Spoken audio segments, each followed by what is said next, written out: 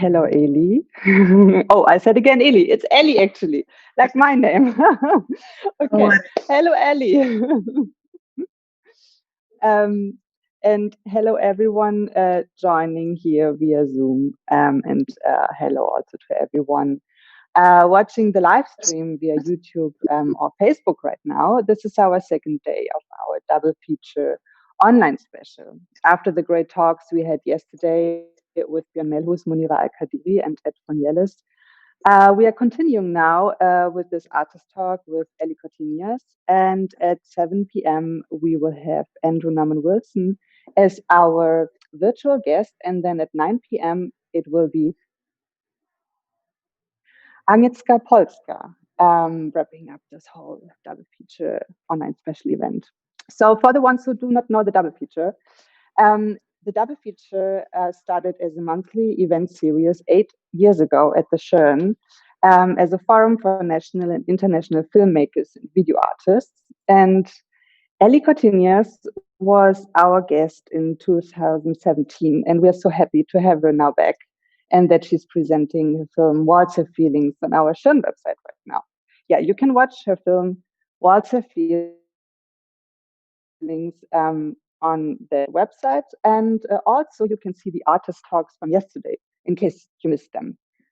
So after a little introduction of Eli, we will have a little chat about her film and her artistic practice, and then we will have a Q&A.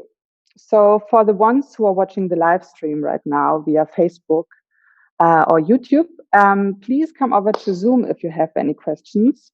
And then you can ask your questions here in Zoom, and they will be answered in a bit more intimate atmosphere. You can find the link for that to enter the Zoom on the SCHIRN website or on the platform you're currently watching this. So, Eli, you were born in Las Palmas de Gran Canaria, and actually you're still there right now. I thought you were in Berlin back, where you're actually living and working, but now we are talking to you we are talking at the talk. You're in Spain. So after, and then you studied at the Academy of Media Arts Cologne, and then at the European Film College in Ebeltoft in Denmark. I hope I pronounced that right. And you got numerous grants and fellowships, for example, from the Villa Massimo and the Berliner Senat. And right now you're teaching at the University of Art in Braunschweig. Yeah. And in your videos, you challenge cinematic memory by re-editing pre-existing footage and also your own filmed material. And you call this method editing as writing. And also Waltz of Feelings is a conceptual essay with a striking actuality, which is about the agency of objects and their manifestations. And as the first question, I would like to ask if you can tell a little bit more about Waltz of Feelings and what was the initial idea for it and how did you develop the film? Okay, thank you very much, and thank you for the invitation and for the introduction. Yes, I mean it's a bit difficult maybe because it has not just one beginning. This piece, it has like very different beginnings, and it's not so much that I depart from a place of I want to talk about certain topic and then I start working on it. It mostly also develops from some sort of interest that has been there and with some works before. And what actually happens most of the time, because it's kind of very time consuming and labor intense, the time of research, the time you take for research, the time you take to look at footage and so on, that sometimes there is a lot of material and a lot of maybe ideas that you cannot completely put into one work, and they somehow survive or overpass that work and they found their place in another work.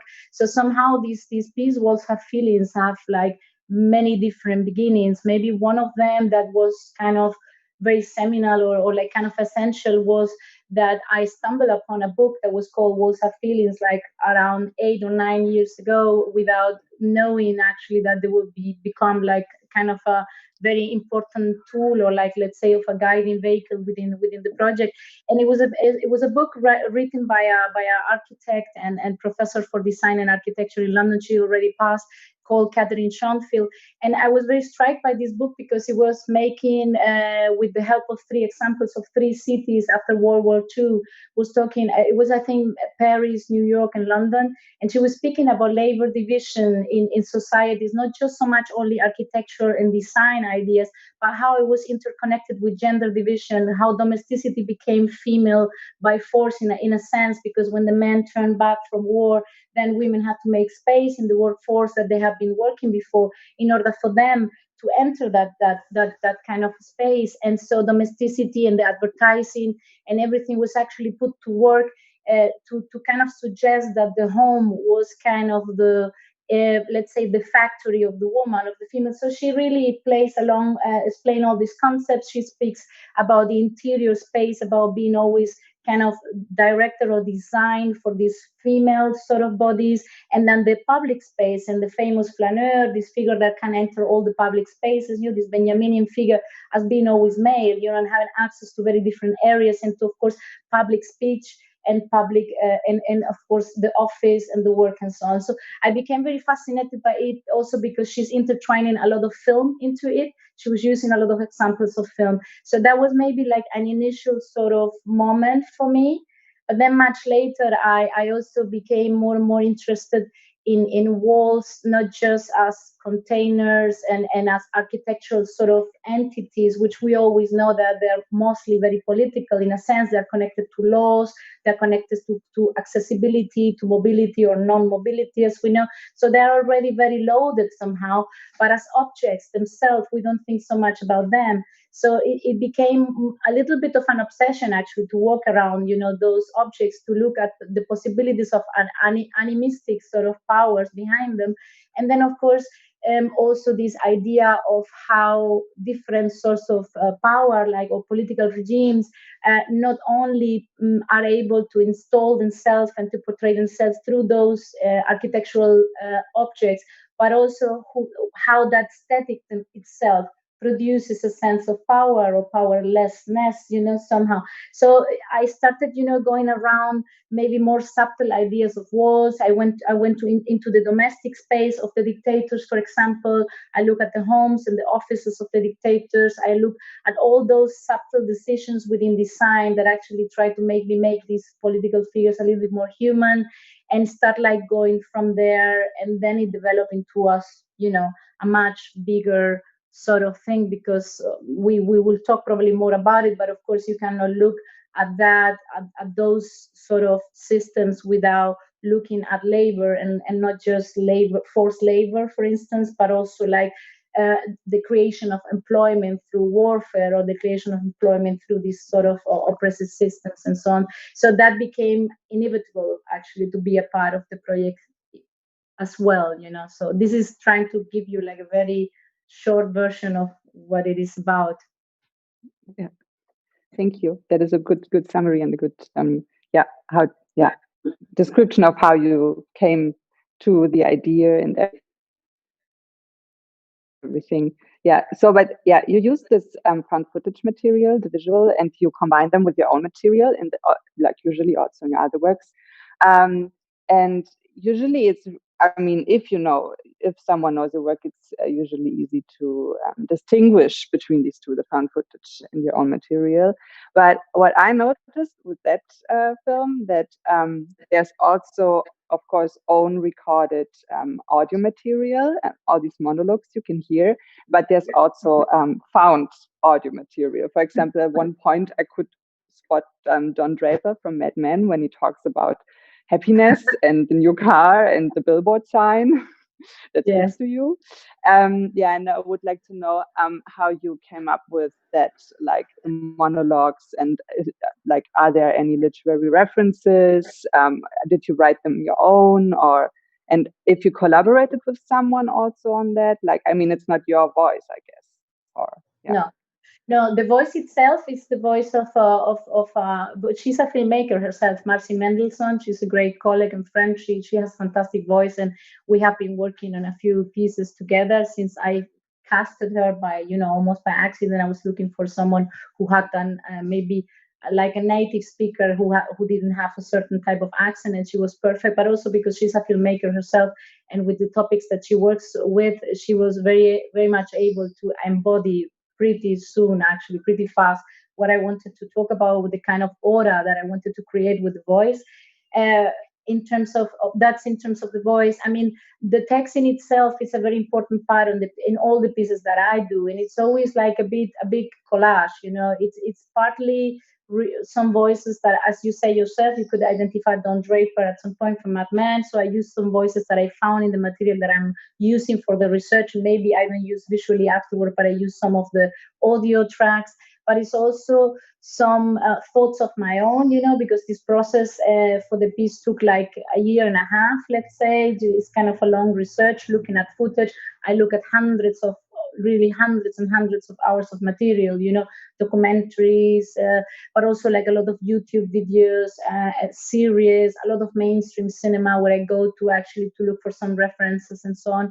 And everything comes a little bit from there. And there is a lot of my own writing and paraphrasing of some of the, let's say that what I quote or like what I name at the end in the credits is only a little fraction of what I have read. You saw that I have, of course, some Fanon, which is very important at some point, and Sigmund Bauman and so on. And of course, there was a book that was actually maybe also very important in the work, and that became a little bit more quoted or paraphrased. It was Franco Bifo Berardi's The Soul at Work, which was a very, very, like, it was a turning point in the research actually when talking about labor and the future of labor, and imagining not just dystopias but maybe utopias.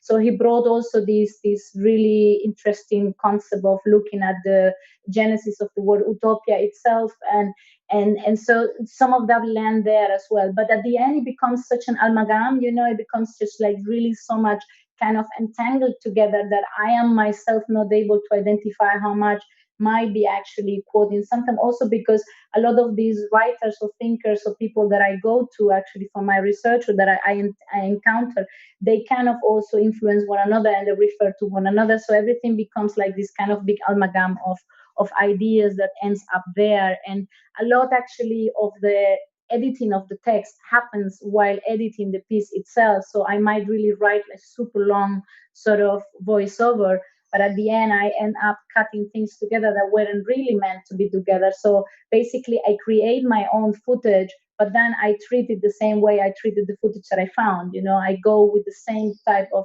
method to it. I try to remain as open as possible and look what the material actually needs and what speaks about. So maybe I don't know if that explains everything, but So it's a parallel. Yeah, sure, it does. It's like a parallel process, actually. Yeah, that was also what I was wondering, if you first come up with the monologues and then with the images, or if it's like, yeah. Okay. No, but I want to speak about the opening sequence about the dental casting, because the dental casting, it's there in the beginning, the human teeth, and it returns later in the video, just like before its climax, you could say. I guess so, because then there's also the Chinese voice asking, now what? Yeah, so now what? And I was wondering, why did you choose the dental casting of the human teeth to begin with, and then also in that same moment, like how do you use the means of repetition and also rhythm generally in your work? Because that's a big part of like this whole re-editing process you're doing, I guess. Yeah. I mean, for instance, maybe I didn't say that before. You said it yourself that I do use footage that I film myself, but I'm also more and more buying this very generic footage that you can buy in this stock archive. There are people going around the world filming things in a very generic way, that you can find under certain type in certain topics, and then you find these images, and I'm very, very driven to them, and the teeth was one of them. So you might encounter the same image in a dental practice when you go to a doctor, you might encounter it in a pharmacy, you might encounter it anywhere. So I like this idea of these images being able to be containers for anything, and anybody who pays the dollars, the $100 that they cost, can use them actually. So basically this image is one of these generic images. So I wanted to start with something like that. I guess that I was going maybe for something of going for something artificial that would represent the mouth, that would represent something as vital as the teeth, something as vital as the mouth, and then there's the voice already coming in, which is sort of whispering. And maybe I was going for some sort of disattachment, so the voice becomes very independent from the mouth that it comes from, and it starts gravitating through the piece for itself. So there was a certain idea about that. There is also a certain brutality to it when we see the whole thing, because it's related to birth, and it's related to death. It's also related to this, let's call it tradition, of the mafia, of the killing some people and then just leaving the mouthpiece somewhere in the middle of the desert, so people know that that person talked too much. There are many readings to that mouthpiece that I found super interesting actually to be used. When it comes to repetitions in general, not just of that image, I mean, it's just one method more, or one way more of actually revisiting one and the same image and making clear that there is no white canvases, there is just none. Everything has content, everything has a context. You can decontextualize it, you can recontextualize it, you can change a lot of the meaning.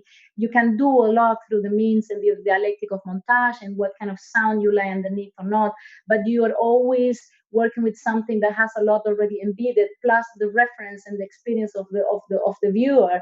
So somehow repetition is just one, if you want to call it this, maybe something like a tool that you would use in the musical composition. I mean, for me, montage, it has to do with rhythm. It has to do not so much all the time about giving you information, visual or audio information, but also about evoking certain ideas. And by me repeating those images is maybe about showing you how vulnerable they are, how much we should not trust them. This is something that Farocki said his whole life: never trust the image, always look for what the image is up to. So somehow it's about that. It's also about revealing that I'm manipulating something, and I'm actually trying to somehow influence your subjectivity.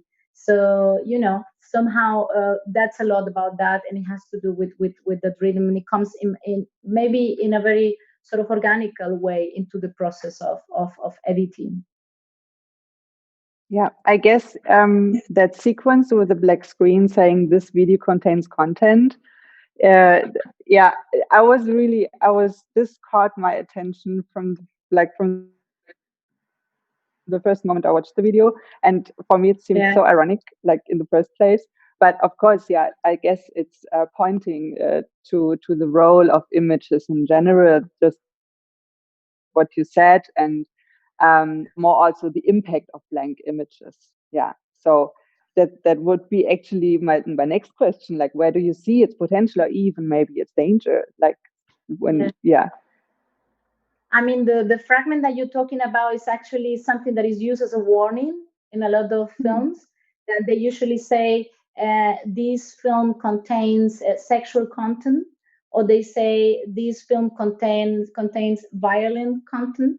So I took it actually from a sort of pornographic documentary, that was actually saying that there will be like some violent content happening. So I just took the word out and just remain into this video contains content, because I thought it was just like very ironic, because how shouldn't it contain any content? Everything, or every image, as I said, you can take the context away, you can recontextualize it through the editing, you can do so much to the montage, but actually an image has have a content, so it's impossible to actually erase it. So it was more of a, maybe it was a moment where I had the feeling that because there is a break actually in the piece somehow, because there is a turn. We will look more into artificial intelligence, technologies taking over the jobs and all of that.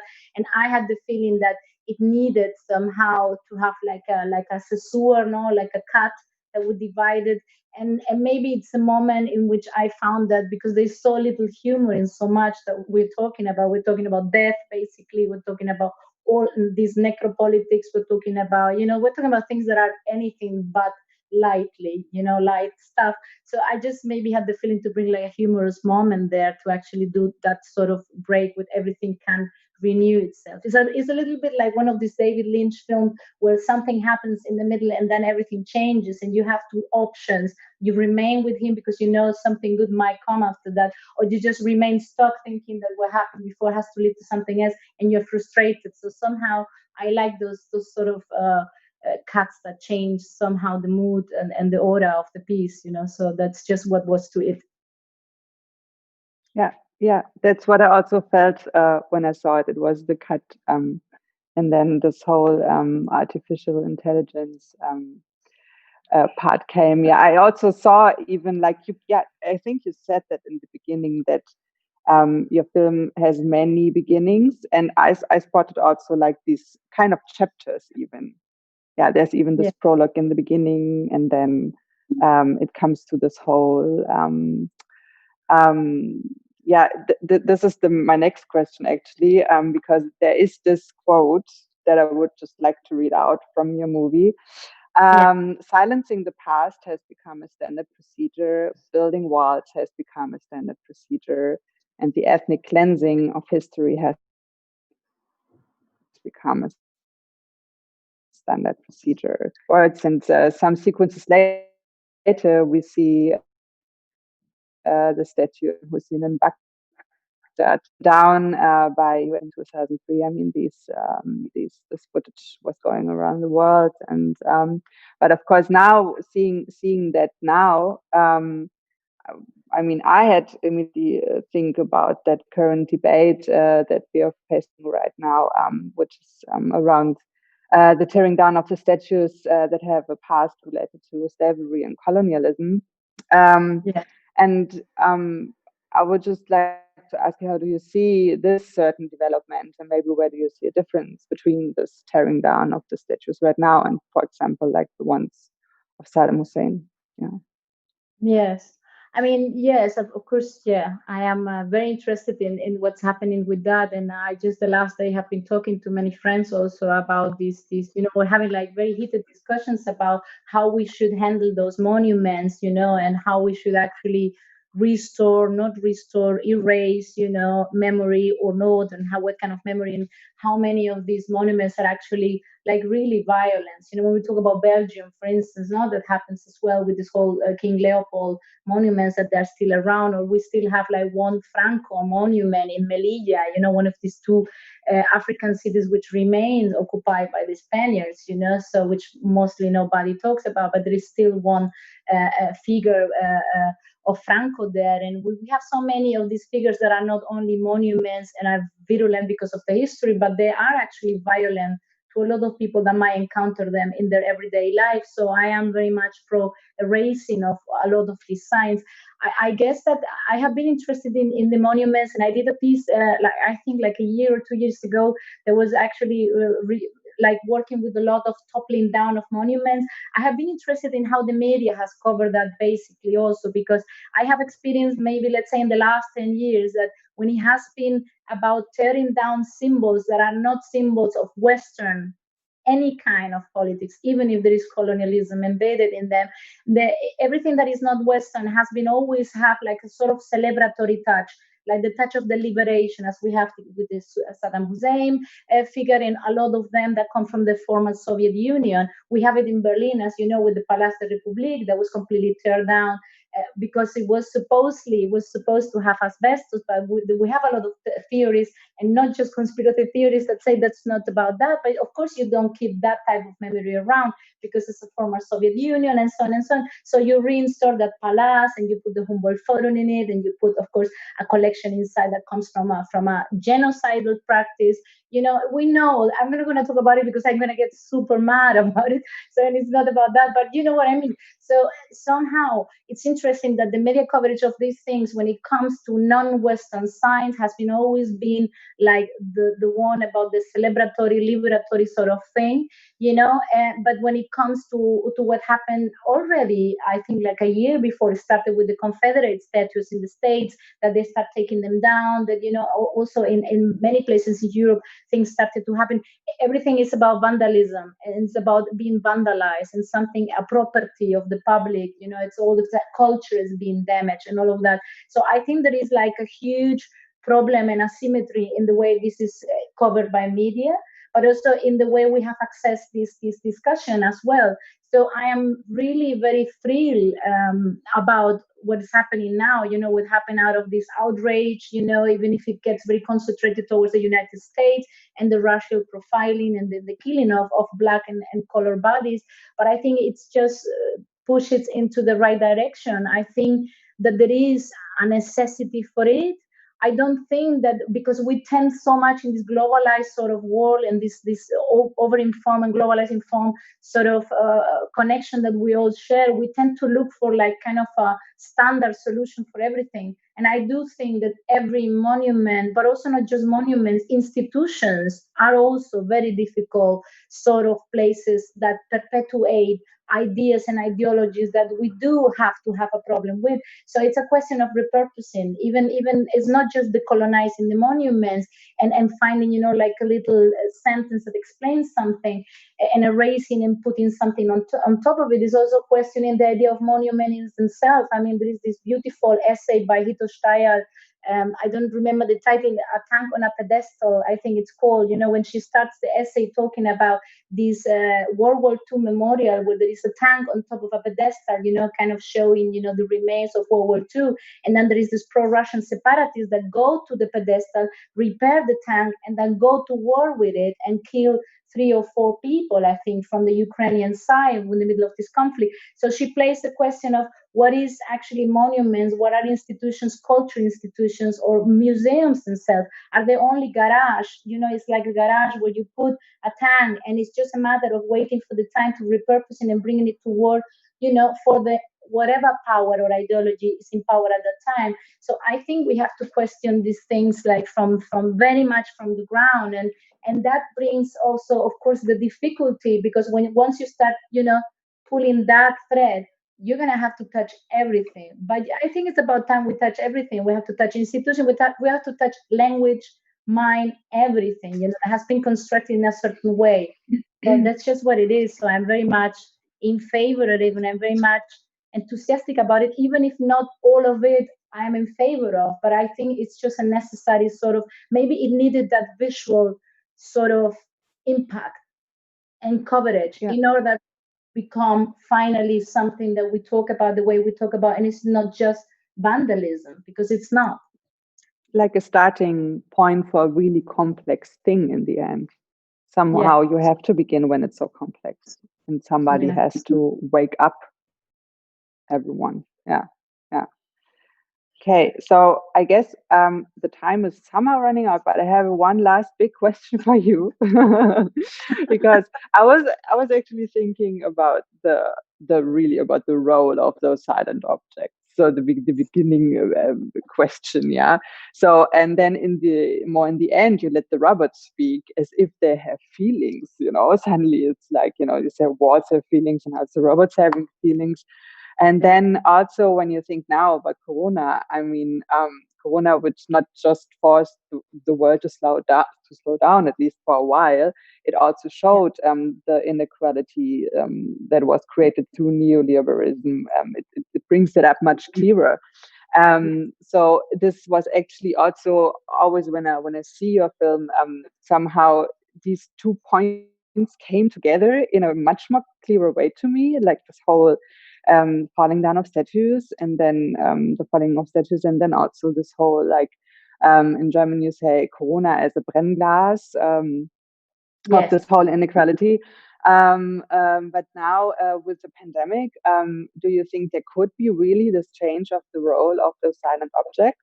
I mean, but I don't know if it's maybe through Corona, you know what I mean? But like I was thinking so much about this whole, because your film is so complex, but it touches like these really current topics so punctuated actually. And then I was thinking, okay, I was even thinking about like, okay, so you also, there's also the topic of the sweatshop in the middle of the film, and then also the car is a symbol for happiness and everything. And then there's also this whole sequence about like this whole hypnotical part where where the worker should like close his eyes and think and like and get back and like slow down and everything. So yeah, I was just thinking, is there some change in the role of, I don't know, which object? I mean,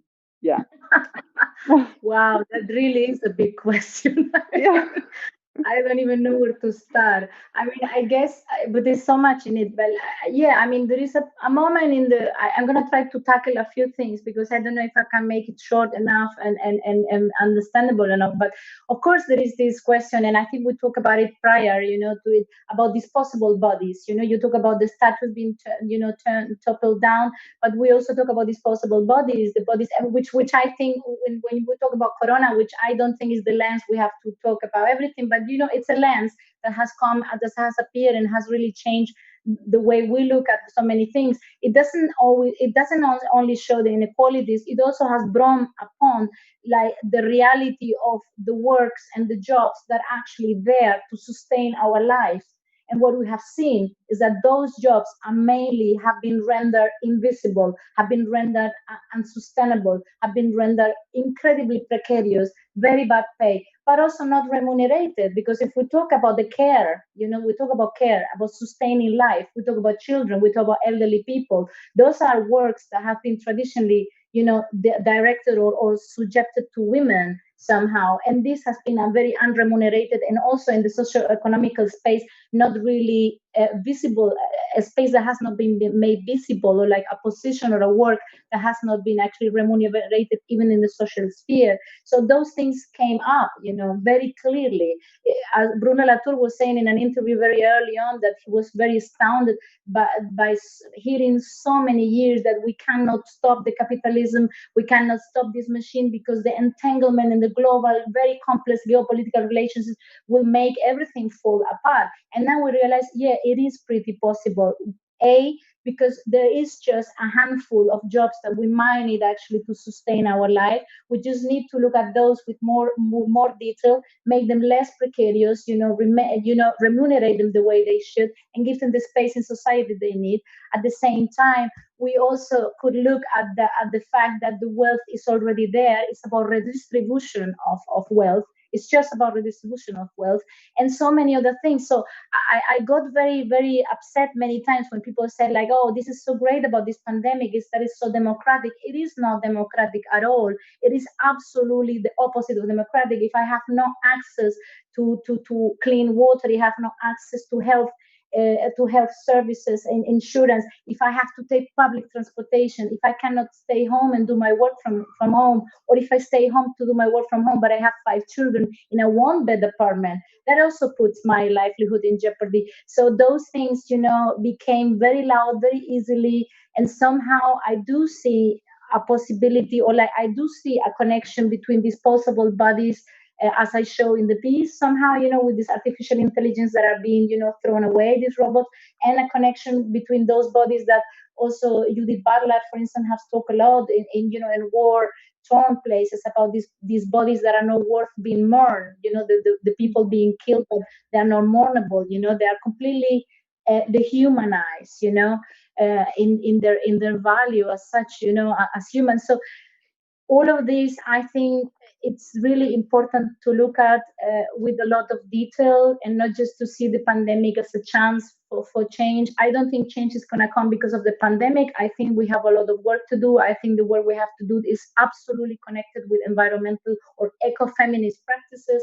There has to be about that. There's just no other way. And artificial intelligence, of course, comes at some point in to remind us of the humanist idea, because, of course, the whole industry in artificial intelligence is actually working so eager towards, making these entities, sentient entities that are able to think, to create own, consciousness, to create feelings. So I thought it was interesting to have Sophia the robot talking towards the end of the film, talking about utopia and about the two different meanings of utopia, and connect her actually directly to some paraphrasing that I did before Berardi, saying that if we have like a basic income and work loses the power that it has, maybe the need of creating income through warfare and other practices, extractivist practices that are destroying the planet and humans, might not be necessary. So we might actually land not at a very utopian state, but as something that is a little bit far away from the dystopian reality that we are already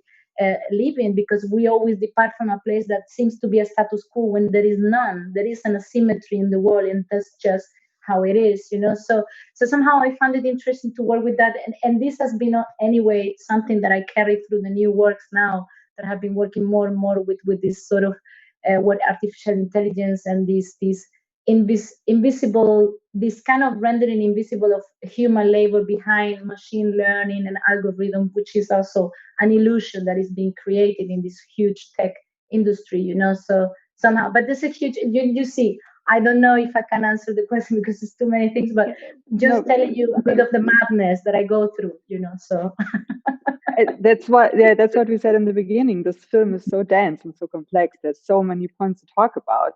But I guess we have time for last question. No? I don't know. I don't see the time. Can we have a time? Yeah. Okay. We have still 5 minutes. Okay. Yeah. So then I'm asking. I guess it's now that we. It would be nice to hear actually on what are you working right now.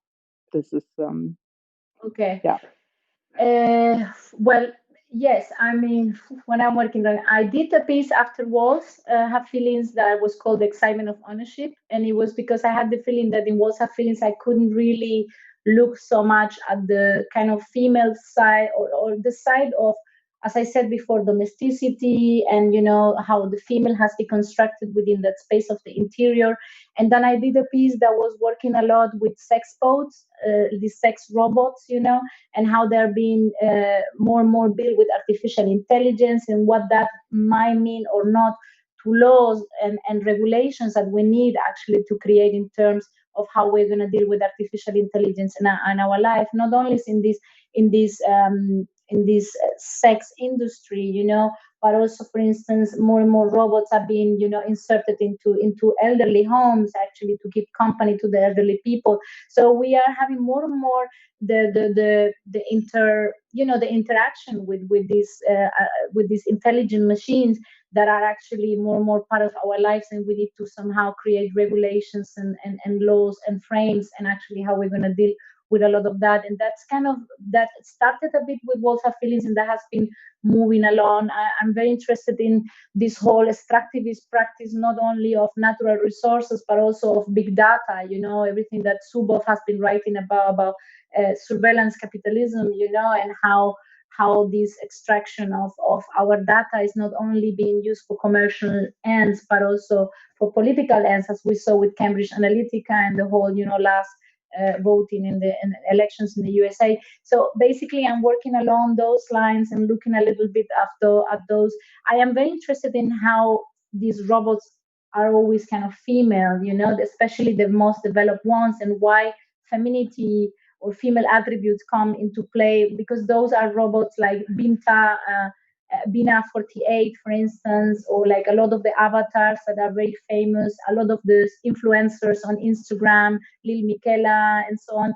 They are also kind of portraying a lot of diversity as well. So I see a lot of possibilities in that too, to change something, or to at least to challenge ideas of ableism and diversity and so on. So I'm very interested in all of that. And the two last pieces I am working on are very, very much related to this debunking of those myths of how algorithm and artificial intelligence is supposed to be so unhuman connected, and which is not, so that's, but it's huge. So we'll see when I will land at something. That sounds so exciting. I'm waiting for that. Great. Me too. So I have a really last question, because yesterday my colleague asked also Ed Fornielis about that, because usually the double feature, of course, you know how it works. Double feature is actually called because here, when it's an analog event, you can also show your favorite movie. And if this would be an analog event, what would you show? Which movie would you show as a second movie? You remember, like the 2017? Yeah. Yes, I show, I think, La Noirede from Usman Sembene, I think, back then. Which movie would I show? Oh my God, you kill me with this. I just had to do this Facebook challenge with 10 movies, and I did like 20 at the end because I couldn't decide. So, which movie would I show? I don't Spontaneous. know. Ah. Which one would I show? Well, I would show a movie by I forgot her last name, Margot. I forgot her last name. It's a Venezuelan filmmaker, and she did a film called Ararat. No, Arara. Now I don't even know how the name is, but it's a fantastic film, a Venezuelan film talking about analog extractivism of natural resources, and it's a fantastic movie. And I might look at the title. It's called Arara or something like that. But it's a very, very, very important film, and it really has an incredible, still very actual message. And I just saw it a few weeks ago again, and was very struck by it. I'm sorry, I cannot think of a name now. I think it's so difficult. Okay. Thank you for that talk right now. And yeah, we would switch now to the Q&A. And Okay. so